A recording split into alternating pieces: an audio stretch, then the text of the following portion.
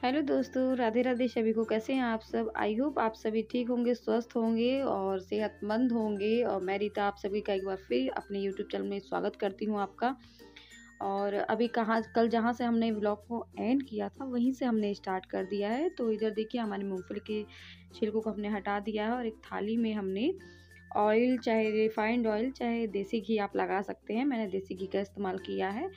तो इधर जो पाग हमने बनाई है, इसको थोड़ा हम चेक करने के लिए थोड़ा तो कटोरी में मैंने पानी लेके उसमें लिया था, लेकिन अभी फ़िलहाल ये ठीक से हुआ नहीं है। तो इसको थोड़ा-सा और थोड़ी देर और हमने पका लिया है, क्योंकि अगर ये ठीक से होगा नहीं ना तो ये दाँतों में चिपकने वाला सा वो बन जाएगा। तो इसीलिए उस तरीके का हमको नहीं चाहिए। तो इसको चेक करने के लिए हम ना हाथों से इस तरीके से लेके तोड़ेंगे। जब ये खट से एकदम हाथ से टूट जाए ना, तब समझ लीजिए हमारा ये अच्छी तरीके से बन गया है, गुड़ हो गया है। तो इधर देखिए, जो मूँगफली है मैंने छिल के रखी हुई थी, उसको मैंने डाल दिया है और थोड़ा-सा मैंने काला वाला तिल भी डाल दिया है। तो भून के मैंने तिल अलग से रखा हुआ था पहले से। तो इधर गरम-गरम में ही मैं इसको थाली में ना, जिसमें मैंने घी लगाया है उसमें मैंने पलट लिया है इसको। और अच्छे तरीके से आपको बहुत ही सावधानी से करना है, क्योंकि ये हल्का सा भी अगर कहीं लग जाएगा ना तो जान लीजिए हाथ-वाथ जल जाएगा। इसीलिए बहुत सावधानी के साथ आपको इसको फैलाना है। तो मैंने तो पहली बार बना रही थी एकदम, मतलब आप जान सकते हैं अनडब्बू की तरीके, मतलब नहीं आता मुझे, मैंने पहली बार ही ये बनाया है। तो इधर देखिए, जिस तरीके से मुझे आया मैंने इस तरीके थाली में इसको सेट होने के लिए रख दिया है। तो ये जो चम्मच वगैरह, मतलब कढ़ाई में जो लगा हुआ था ना, उसको निकालने में जो चम्मच पे और करछी पे जो लग गया था उसको मैंने निकाल लिया है। तो उसको भी निकाल के ना खाने में वो काफ़ी टेस्टी लगता है। और इधर देखिए, करीबन आधा या पौना घंटा रखने के बाद ना ये ठंडा हो गया। तो मैं चाकू से निकालने की कोशिश कर रही थी, ये निकल नहीं रहा था मेरे से। तो मैंने वो सिलबट्टे का जो लोढ़ा होता है ना, उससे मैंने थाली पे 2-3 बार जब पीछे से मारा तो ये इस तरीके से निकल गया। हाँ, तो मैंने सोचा कि थोड़ा खड़ा-खड़ा उसमें रहेगा तो अच्छा लगेगा, मतलब इसको एक शेप की तरीके से वो कर लूँगी, लेकिन वो हुआ नहीं। तो इस तरीके से टूट गया था। मैंने कहा कोई बात नहीं, खाना ही है और इसको रख दूँगी डब्बे में भर के। तो आप लोग बताइए कैसा लग रहा है ये दिखने में? वैसे खाली दिखने में इसकी शेप चाहे जैसी हो गई हो, लेकिन खाने में बहुत ही ज़्यादा सबको पसंद आया था। और जान लीजिए, आज जब मैं वॉइस ओवर इसकी कर रही हूँ ना, तो ये बिल्कुल भी बचा नहीं है, डब्बा खाली हो चुका है। जो डब्बे में मैंने भर के इसको बनाया रखा, वो डब्बा खाली हो चुका है, ख़त्म हो चुका है। तो इधर एक डब्बा भर के हो गया था, ये छोटा-सा मतलब है डब्बा, ये हो गया था एक भर के। तो मैं लेके गई थी अम्मा को देने के लिए, तो अम्मा नहीं थी, तो बाहर हनी था, टीवी देख रहा था, तो उसको दे दिया।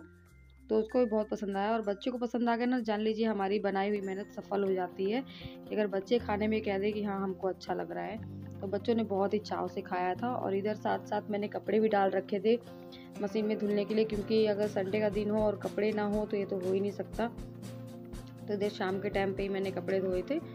तो मॉर्निंग में तो गेहूँ चावल में लगी हुई थी और थोड़ा तबीयत का भी थोड़ा इश्यू था, लेकिन अभी शाम के टाइम पे मैंने कहा कपड़े धो देती हूँ। अगर आज नहीं धोती तो कल भी फिर इससे ज़्यादा डबल कपड़े हो जाते, क्योंकि कपड़े तो बच्चों के रोज़ ही डेली निकलते हैं और ठंडी में तो और ही ज़्यादा कपड़े हो जाते हैं। तो इधर कपड़े फैलाने के साथ बाद ना, मैंने इधर जो गेहूँ है ये भी मैंने सोचा हाथ के हाथ मतलब इसको बटोर लेती हूँ, क्योंकि अगर रात में मौसम बहुत ज़्यादा ख़राब हो रहा है, अगर और आप देख भी रहे हैं हवा भी चल रही थी, कपड़े तो फ़िलहाल सबके फैले हुए हैं, आप छत पे देख ही रहे हैं, सबके फैले हुए हैं। लेकिन गेहूँ है ना, कपड़े तो चलो भीग जाएँगे, सूख जाएँगे, लेकिन गेहूँ अगर भीग जाएगा तो वो नहीं सूखेगा। तो मैंने सोचा इधर फ़िलहाल अभी बटोर लेती हूँ, फिर शाम के टाइम पे आके मैं इसको बोरे में भर लूँगी। क्योंकि अभी लाइट है, तो उधर खाना बनाने का भी मेरे अंदर ये था कि मैं खाना-पीना बना लूँ, तब कुछ आराम करूँ।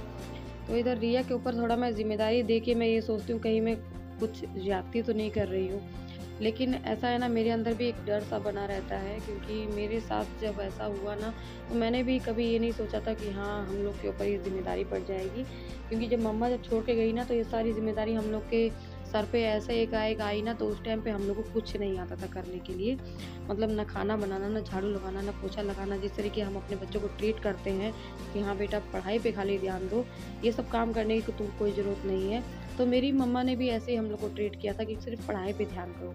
लेकिन जब मम्मी नहीं रही ना, एक्सपायर हो गई, तो उसके बाद हम लोग को ये चीज़ की समझ आई कि हाँ, हम लोग को ये सब चीज़ भी सीखना बहुत ज़रूरी था। अगर कोई होता, अगर ये सब चीज़ सिखा देता, तो आज हम मतलब दूसरों के पास जाके दूसरों के आसरे हम लोग को बैठना नहीं रहता। इसीलिए मैं पढ़ाई के साथ-साथ रिया को हमेशा अपने साथ लगाई रहती हूँ कि हाँ, और रिद्धि को भी कहती हूँ, लेकिन रिद्धि को अभी फ़िलहाल छोटी है तो थोड़े बहुत काम देती हूँ, ज़्यादा नहीं। तो रिया भी, वो भी छोटी है लेकिन रिद्धि से बड़ी है तो ये सब कर लेती है। और रिद्धि को भी कहते हुए डर लगता है क्योंकि अभी फ़िलहाल जल जाए या कुछ हो जाए। तो इसके दाँत टूट गया है आज, तो ये दिखा रही थी दाँत। तो उधर रिया सब्ज़ी वगैरह मैंने काट दी थी, तो रिया ने कहा कि मम्मा मैं ही छौंकूँगी सब्ज़ी, तो उसने सब्ज़ी छौंक दी है। और इधर मेरा कुछ खाने का, मैंने सुबह से खाया भी नहीं था कुछ भी, तो मेरा खाने का कुछ मन कर रहा था इस टाइम, तो मैंने मैगी मंगाई थी, तो वही रिया ने बनाई और मुझे भी दी और वो भी लेके बैठी। आइए आप सब भी खा लीजिए। मतलब कभी कभी ऐसा होता है ना कि हाँ, हमारा कुछ खाने का मन नहीं करता, तो मैगी ही मेरा खाने का मन कर रहा था आज। तो सोचा वैसे सादी सी मैगी बनाई थी, कुछ तीखा वगैरह नहीं डाला था इसमें, सिर्फ जो वेजिटेबल थे मेरे पास वही डाल के बनाई गई थी। तो इधर रिया ने आटा भी गूँथ लिया है और सब्ज़ी देखिए हो चुकी है, बन गई है। तो इधर सब्ज़ी हमारी बन गई है और रिया ने आटा गूँथ लिया, फटाफट से वो रोटी भी सेक ले रही है, क्योंकि रोटी थोड़ा बहुत बेलने में भी उसका वो रहता है ना कि हाँ, कहीं से मोटी कहीं से पतली हो जाती है। लेकिन कोई इशू नहीं है, घर में सब लोग ये रहता है ना कि हाँ, बनाते बनाते ही हर आदमी सीखता है, करते करते ही। तो अभी छोटी है, जितनी छोटी है उस हिसाब से बहुत अच्छा बना लेती है। और आइए आप लोग भी खा लीजिए भाई, गरमा-गरम रिया रोटी बना रही है और ठंड के मौसम में जब ये सब मिल जाए गरमा-गरम बैठ के खाने वाला, तो बहुत ही अच्छा लगता है। और इधर खाना तो बन चुका है और सोचिए आप लोग की बेटियाँ होने से कितना आराम रहता है।